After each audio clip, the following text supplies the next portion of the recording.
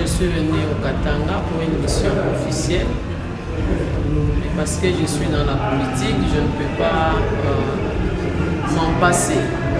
Voilà pourquoi j'ai tenu à réunir ce soir les membres de mon regroupement, l'ADRP, pour échanger autour de la question qui m'a amené au Katanga, parce que ça concerne aussi les politiques. L'administration publique est dans sa phase de réforme. Le train est en marche et nous ne pouvons plus l'arrêter. Voilà que nous avons, au niveau de la fonction publique, procédé à la formation des jeunes professionnels qui étaient au nombre de 1000. À la fin de chaque cycle de formation, il est prévu un redéploiement pour un stage de 4 mois. Et après, les jeunes professionnels pourraient être admis comme agents de l'État pour faciliter le travail de l'administration dans le secteur où il sera affecté, mais aussi dans le cadre de la mise en œuvre de cette réforme de l'administration publique. Il est question notamment de procéder au rajeunissement de l'équipe. Et voilà pourquoi je suis arrivé en ces lieux. Vous verrez que derrière moi, je me suis fait accompagner des élus nationaux ressortissants de chaque coin de la province du Katanga pour justement lier, concilier l'utile à l'agréable, dans le sens où l'homme est mis au centre au niveau de la fonction publique en termes de sa formation, de son renforcement de capacité, de son traitement. Et les élus du peuple sont là pour parler au nom de la population. Cette population qui se retrouve à 60% au niveau de l'administration publique. Je me suis dit, en tant que ministre du secteur de la fonction publique, je dois descendre au niveau du Katanga pour lancer le redéploiement des 1000 DPO formés. Mais je ne saurais le faire si je ne me fais accompagner des élus du peuple, qui sont les représentants aussi de cette frange de population que nous appelons agents de l'État. Mais aussi dans mon équipe, je me suis fait accompagner de secrétaires généraux, juste un échantillon pour donner l'importance dans le cadre de la vision actuelle du gouvernement de dépolitiser l'administration publique. Et l'équipe est fortement composée pour donner un tonus dans le travail de la fonction publique et aussi valoriser nos provinces. Aujourd'hui, chers amis, le pays a subi une mutation importante en termes de sa décentralisation. Et la loi a prévu que la fonction publique soit aussi décentralisée. Je me vois très mal continuer à travailler seulement à Kinshasa, même si Kinshasa constitue la ville qui regroupe toutes les institutions. Mais je me dis, dans le cadre de la décentralisation, il faut parcourir les provinces.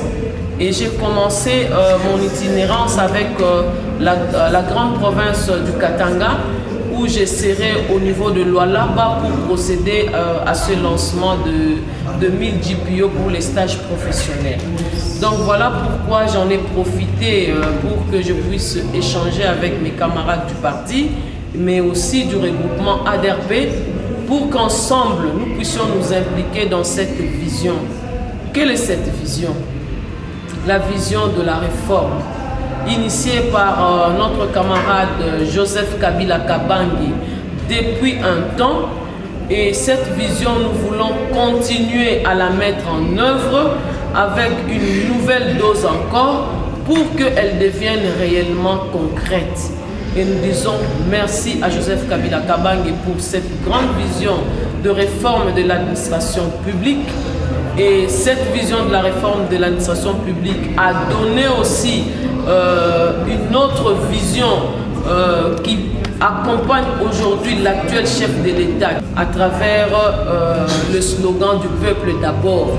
Donc vous comprenez que notre pays est dans une phase où il ne peut plus reculer et nous sommes tous appelés à nous mettre main dans la main, à avancer ensemble vers une même direction pour que finalement la RDC puisse retrouver ou se retrouver sur l'échiquier international en termes de l'émergence.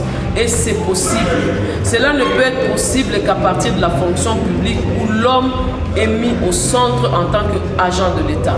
J'en profite vraiment pour dire merci à tous les camarades du Katanga qui nous ont accueillis avec une chaleur, malgré que nous sommes arrivés très tard le soir. Mais vous avez vu que l'équipe est là et elle continue à être là avec nous. Et en peu de mots, je crois que c'est la raison d'être de ma présence ce soir autour de mes camarades.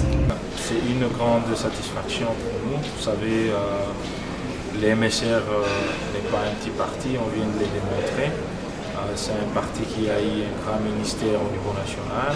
Et aujourd'hui, nous venons d'accueillir notre camarade, son Excellence le ministre Yolande, qui est ministre de la fonction publique. Je pense que c'est une grande satisfaction de montrer à ceux qui croyaient que le MSR était vraiment un petit parti.